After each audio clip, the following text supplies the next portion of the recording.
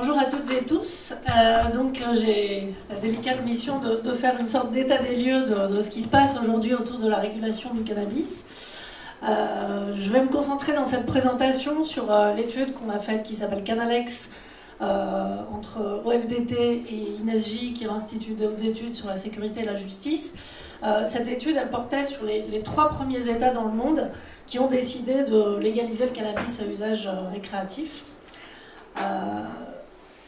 Donc le Colorado, l'État de Washington et l'Uruguay. Voilà, donc il y aura 5 points. D'abord un état des lieux rapide en revenant un petit peu sur le changement de contexte international, puisque c'est un mouvement qui est relativement récent, qui a à peu près 5 ans, et qui déjà donne lieu à des politiques de régulation extrêmement diversifiées. Le deuxième point, ça sera sur les objectifs de réforme, et vous verrez qu'une partie des objectifs des réformes de légalisation recoupe les objectifs des politiques de prohibition.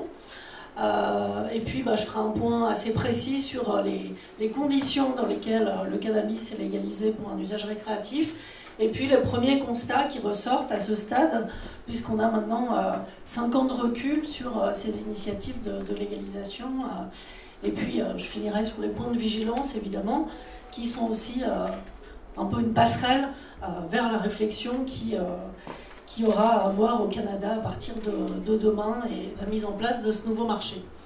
Alors le changement de contexte international, vous le voyez, il est assez récent, puisque le premier acte, si je puis dire, de cette pièce, c'était le rapport de la Commission mondiale pour la politique des drogues en 2012, qui a été d'ailleurs réaffirmé la semaine dernière par un nouveau rapport de cette même commission, et qui donc à l'époque dénonçait l'échec de la guerre à la drogue avec l'idée de trouver un nouveau paradigme.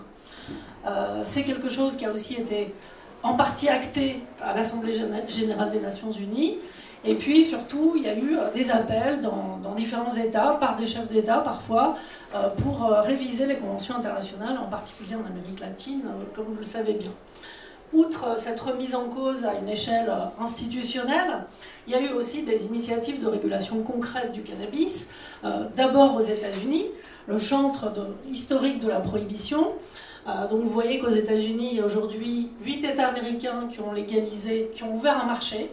On peut y ajouter Washington DC et le Vermont, où l'usage récréatif est légal, mais il n'y a pas pour autant un marché légal du cannabis, encore, en tout cas. Et puis, surtout, à la fin de l'année, au moment des élections de mi-mandat, donc dans un mois à peu près, il y a 2 nouveaux États qui pourraient voter pour la légalisation de l'usage récréatif et l'ouverture d'un marché. C'est le Dakota du Nord et le Michigan. Donc, si c'était le cas, on aurait à l'échelle des États-Unis un habitant sur 4, qui vit dans un État qui a légalisé le cannabis à la fois pour un usage médical et un usage récréatif.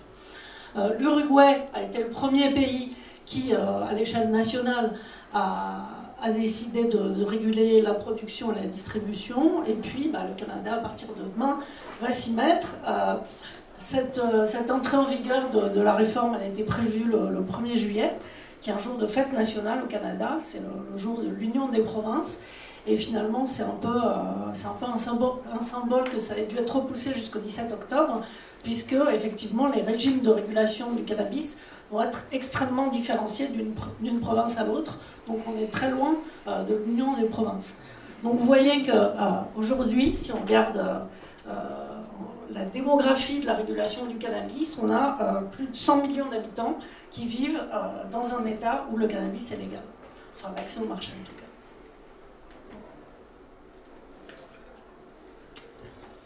Alors ces modèles de légalisation, je vais y revenir tout à l'heure. En gros, il y a 3 types.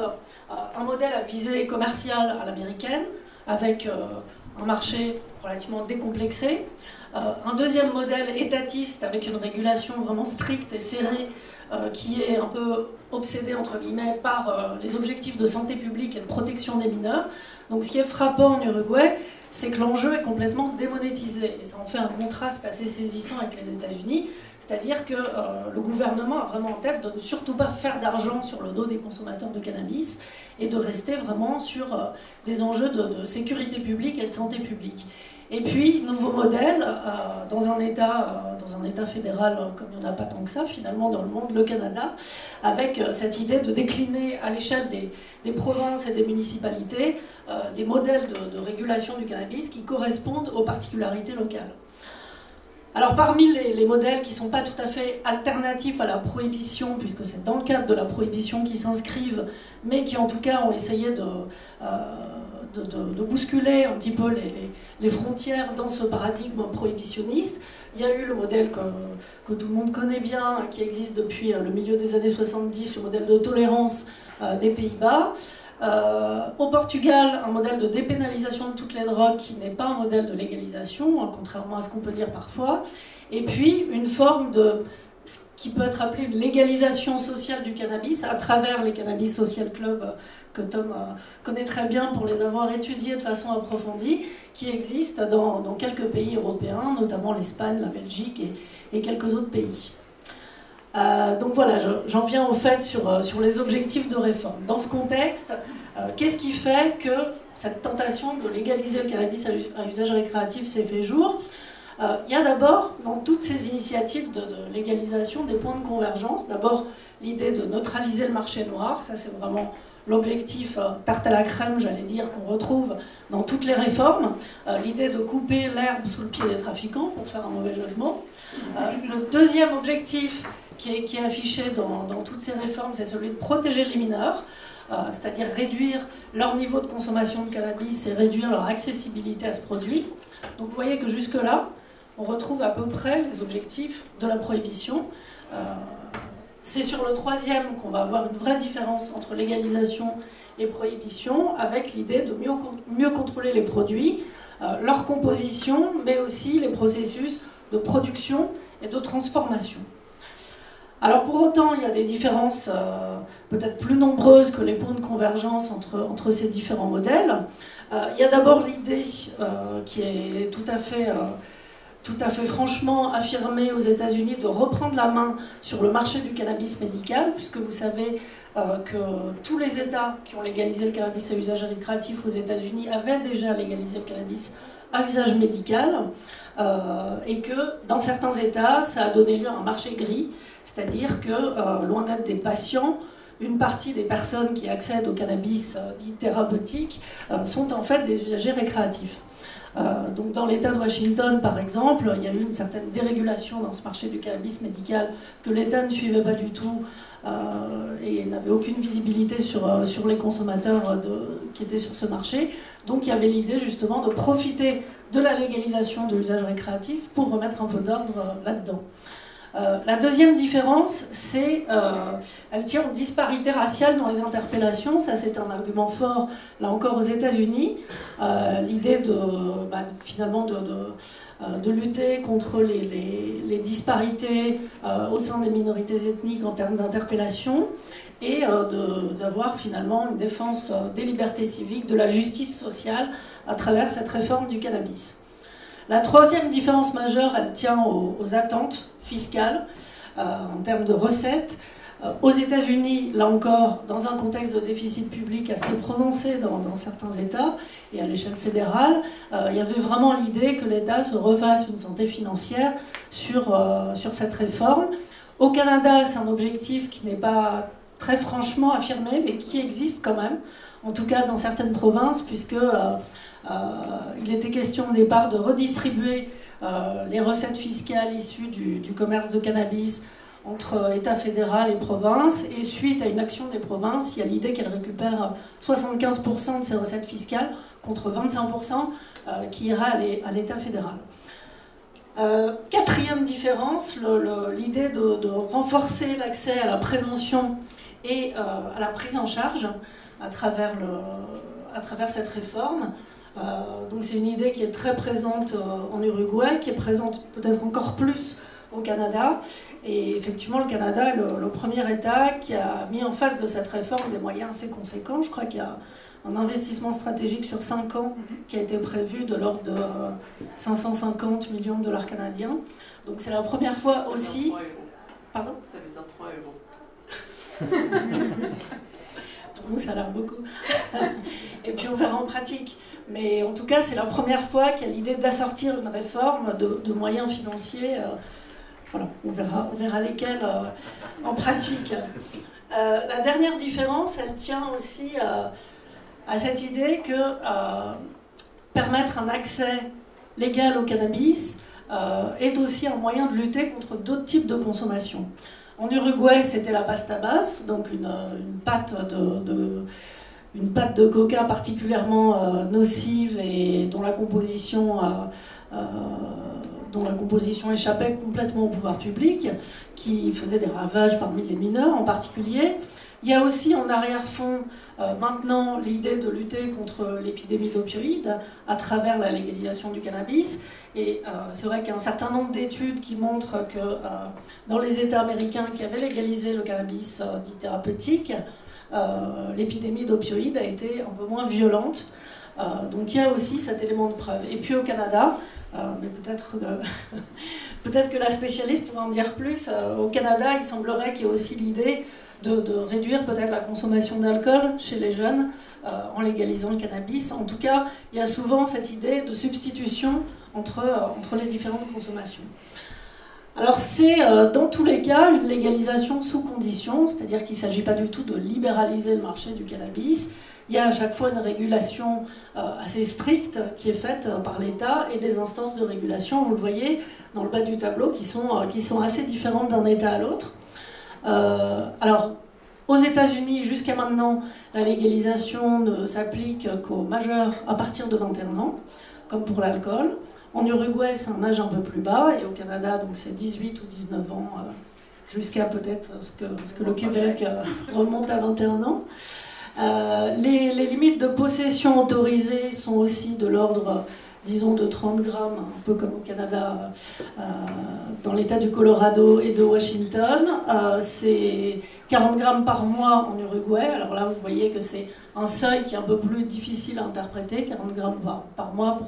Pourquoi ne pas donner une quantité par achat plutôt qu'une quantité globale? Voilà, c'est aussi des questions qui sont intéressantes en termes de réflexion dans les années à venir sur l'harmonisation des seuils, parce qu'on voit qu'il y a un certain nombre de points de convergence sur le nombre de plantes, par exemple, autorisées dans la culture à domicile.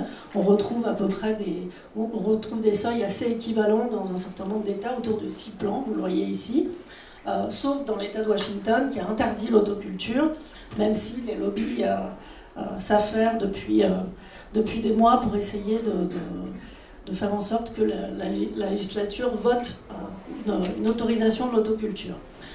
L'accès à l'offre, il repose sur 3 modes d'accès en Uruguay, et là encore, c'est un modèle assez original qui n'existe pour l'instant que dans ce pays-là, avec l'autoculture, donc la culture à domicile, les cannabis social clubs, qui sont limités dans le nombre de membres et le nombre de plants aussi, et puis la vente en pharmacie. C'est le seul pays qui prévoit la vente en pharmacie, sachant que l'ancien président qui a fait voter cette réforme ne s'est pas forcément assuré du soutien de la Fédération des pharmaciens, ce qui explique que cette vente en pharmacie a pris 2 ans et demi de retard à peu près, puisque le nouveau président élu était plutôt contre la légalisation du cannabis, et l'ordre des pharmaciens était lui aussi assez opposé.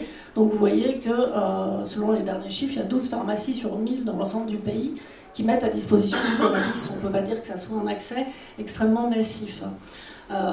C'est exactement l'inverse au Colorado, puisque vous voyez qu'il y a plus de 500 points de vente aujourd'hui. À la différence de l'État de Washington, c'est des points de vente qui sont souvent en centre-ville et qui ne sont pas plafonnés, c'est-à-dire que c'est un chiffre qui peut encore augmenter dans les années qui viennent. En gros, pour vous donner une idée, il y a plus de points de vente de cannabis que de Starbucks ou de McDo. Donc ça donne une idée du quadrillage du territoire et de la forte accessibilité de ce produit.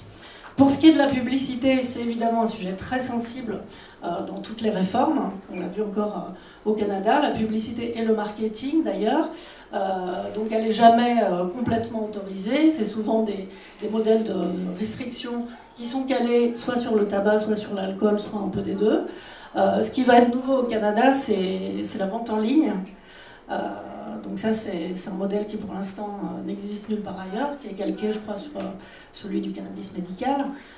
Donc voilà, ça permet peut-être un meilleur contrôle, mais ça expliquerait peut-être aussi certaines réticences quant à l'enregistrement des usagers qui pourraient vouloir s'approvisionner par la vente en ligne.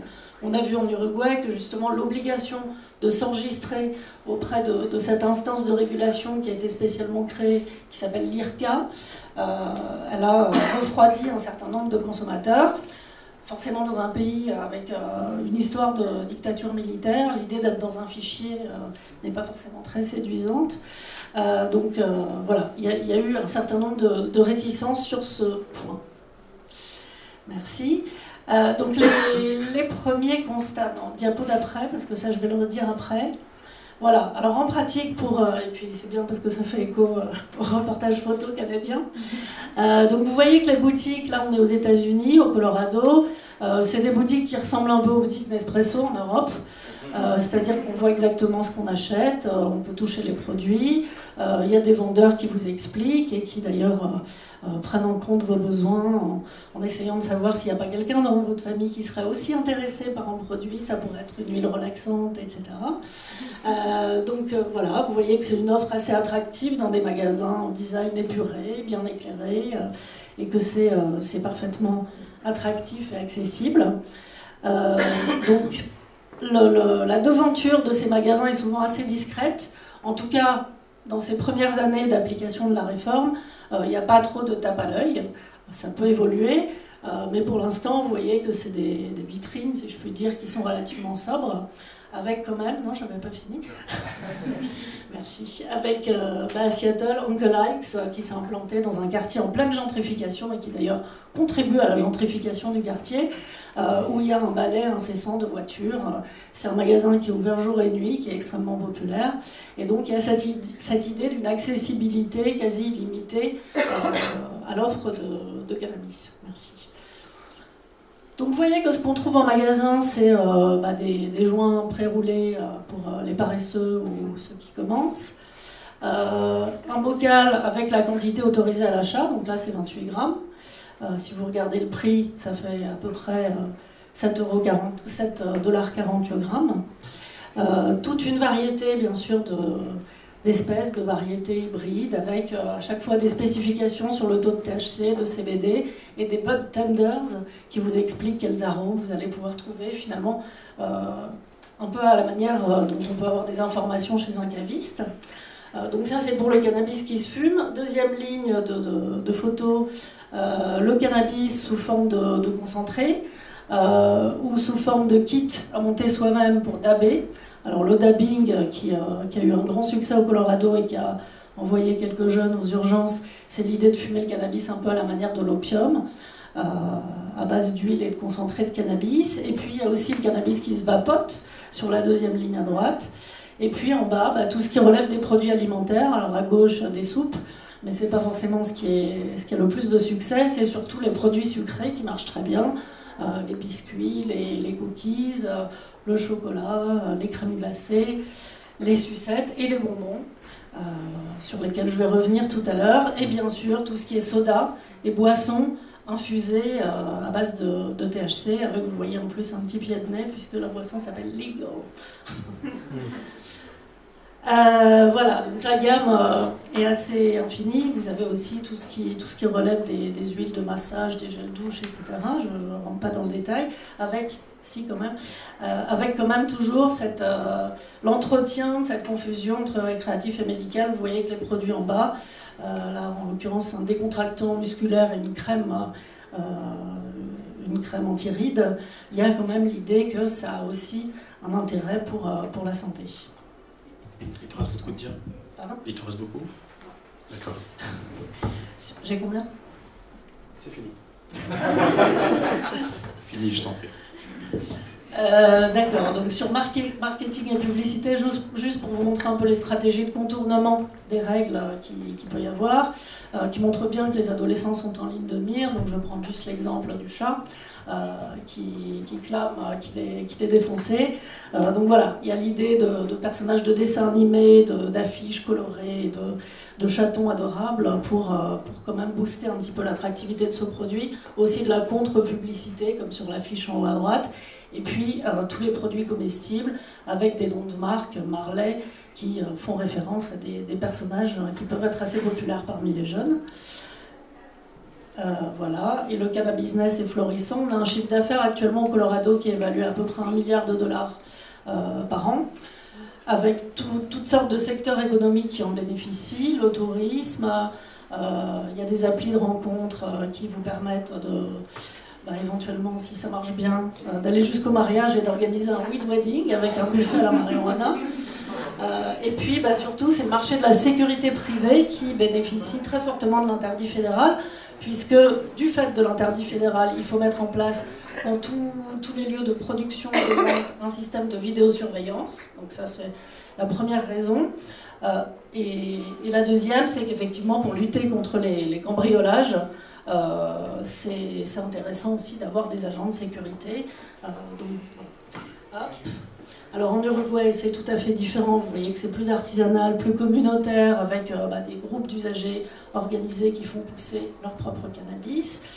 Une vente en pharmacie avec des produits nettement moins sexy qu'au Colorado. Vous voyez qu'il y a deux variétés uniquement, et le taux de THC est limité à 8%. C'est ce qui explique qu'en Uruguay, finalement, la légalisation, pour l'instant, elle a d'assez mauvais résultats, puisqu'il y a à peu près les 3/4 du marché qui sont toujours captés par le marché noir, parce qu'une partie des consommateurs les plus fréquents, les plus réguliers, ne trouvent pas son compte dans des produits aussi faiblement concentrés. Donc voilà, ça va être une question dans les années qui viennent. Donc je termine très vite. Sur les premiers effets, le premier, vous l'avez vu, c'est la place du marché, je ne reviens pas dessus. Sur la santé publique, ça c'est très important. Pour le moment, il n'y a pas de bouleversement lié à la légalisation. Alors évidemment, il y a toujours ce problème entre corrélation et causalité. Il faut au moins 10 ans pour évaluer les effets d'une réforme, mais en tout cas à ce stade, on ne voit pas d'augmentation de la consommation chez les mineurs, on voit même plutôt une baisse. En revanche, chez les jeunes adultes, il y a une augmentation qui est assez nette au Colorado. Ce qu'on voit par ailleurs, c'est une normalisation du cannabis parmi les plus jeunes, c'est-à-dire des représentations des risques liés au cannabis qui sont plutôt en baisse. Et dernier point sur criminalité et délinquance, juste pour dire que sur la question de la sécurité routière, il y a tout un enjeu, des batailles de chiffres avec des éléments assez contradictoires d'une source à l'autre. Ça a été aussi beaucoup un enjeu au Canada avec une réflexion peut-être un peu plus poussée qu'aux États-Unis sur les seuils, vraiment à partir desquels il y a une baisse de vigilance. Donc on verra si au Canada les moyens qui sont investis sur la recherche permettent de déterminer des seuils de détection qui soient plus valables que ce qu'on a actuellement. En tout cas, voilà, ça fait partie des enjeux. Et puis terminer avec les 2 dernières diapos qui sont... Non, après, voilà, encore après.